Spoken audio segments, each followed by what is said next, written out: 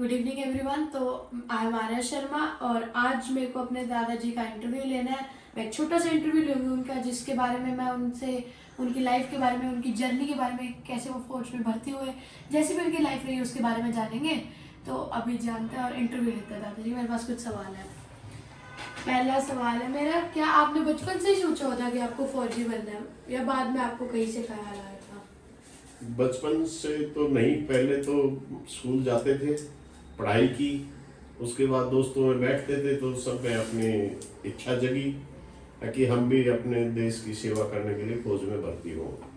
कुछ एक दो मेरे दोस्त थे जो फौज से छुट्टी आते थे तो फौज के बारे में बताते थे, तो मैं उनसे प्रेरणा लेके और मैंने ठान लिया कि फौज में भर्ती होंगे। तो मेरे पिताजी ने मुझे पूरा सपोर्ट किया। मैं अपने परिवार में बड़े से छोटा सेकंड नंबर का सदस्य था। और फिर मैंने मेरे गांव से मेरे चाचा जी थे चंद्रभान जी, उनके पास में बेंगलोर गया। बेंगलोर में हमारे हरियाणा स्टेट की कोई वैकेंसी नहीं गई। 3-4 महीने में वहाँ वेट किया, ट्रेनिंग देखता रहा। सेंटर था बेंगलोर में एससी सप्लाई का। और जब वहाँ से काम हमारा नहीं हुआ तो फिर मैं वापस ट्रेन में बैठ के घर की तरफ आने लगा। तो मुझे रास्ते में पता चला कि मद्रास में ऑल इंडिया की भर्ती है। तो मैं मद्रास में उतर गया और मद्रास में मैं जैसे ही भर्ती में जाके खड़ा हुआ, ऊपर वाली के पास से मेरा सिलेक्शन हो गया। फिर मुझे गोवा में ट्रेनिंग के लिए भेजा। गोवा में मैंने ट्रेनिंग की और वहाँ से कंप्लीट करने के बाद फिर मैं फर्स्ट मेरी जो पोस्टिंग हुई वो मेरी जोधपुर में हुई थी। जोधपुर से फिर तो फौज का सिलसिला आगे चलता रहा। तो आपने कहा कि आपके पापा ने आपको पूरा सपोर्ट किया, तो फिर मतलब आपने उन्हें बताया कब कि आपको फौजी बनना है? उस टाइम में 15, 16, 17 साल का होगा ज्यादा। तब आपने उन्हें बताया? हाँ, तो उन्होंने कहा नहीं अभी उम्र छोटी है? नहीं कहा था, लेकिन वो तो जब उम्र होगी तो उम्र के हिसाब से ही तो भर्ती होगा ना उसमें। लेकिन मेरी इच्छा थी, मैंने अपने परिवार में रख दी। तो आपको फौजी बनने की प्रेरणा अपने दोस्तों से ही मिली? हाँ, मेरे दोस्त थे दो जो ऑलरेडी फौज में थे।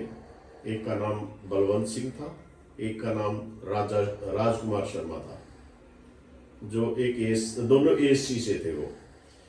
वो एएससी में थे और मैं सिग्नल में था। तो जब वो आते थे वो आपको बताते थे, तभी आपकी रुचि बनी? मेरी वहां से रुचि बनी और मैं फौज में भर्ती हुआ। तो मतलब तनख्वाह भी मिलती हुई, सैलरी भी मिलती हुई? सब कुछ मिलती है। तो और जरूरत भी थी, परिवार से इतने मतलब वो नहीं थे। मैं बड़ा था, मेरे से छोटे भाई थे। सारी परिवार की जिम्मेवारी, फर्स्ट जॉब जो लगी थी मेरी लगी थी परिवार में। और घर की जिम्मेवारी भी थी। पिताजी किसान थे, खेती करते थे और ज़्यादा हालत इतनी परिवार की अच्छी नहीं थी जिससे हम कह सके कि हाँ भाई बहुत अच्छी हालत है।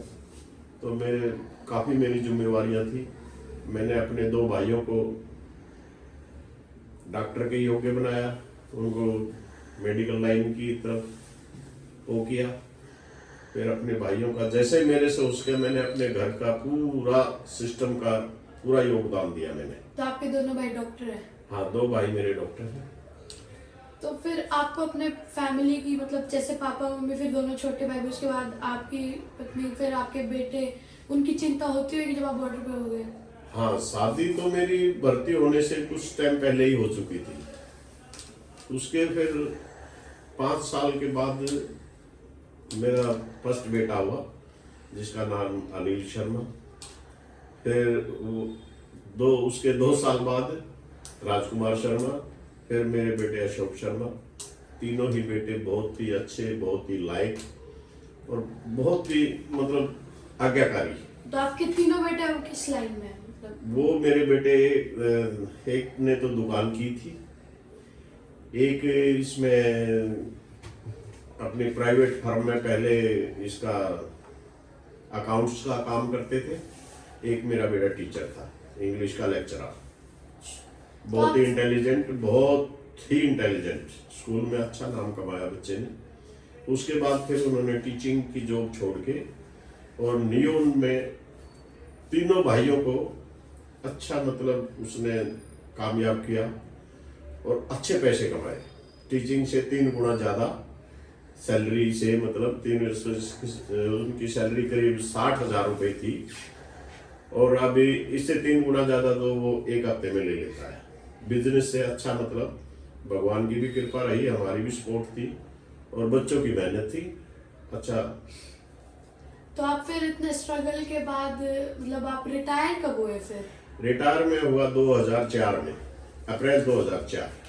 अच्छा, तो उसके बाद फिर आप घर गए या मतलब फिर क्या किया आपने? उसके बाद मैं अपने घर पे आया, घर पे अपना बच्चों के साथ रहा।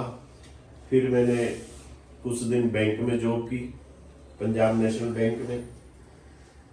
उसके बाद तो फिर अपना यही कुछ प्रॉपर्टी खरीद ली, थोड़ा बहुत उसमें बेनिफिट हुआ, कुछ उसमें आगे बढ़ गए, थोड़े आगे बढ़ते बढ़ते आज परमात्मा के उससे बहुत ही अच्छा, मतलब घर बार सारी चीज़ों से बेटे मेरे बहुत अच्छा कमा रहे हैं, बड़ी अच्छी गाड़ी गुड़ी सब कुछ लेके अच्छे से रह रहे हैं।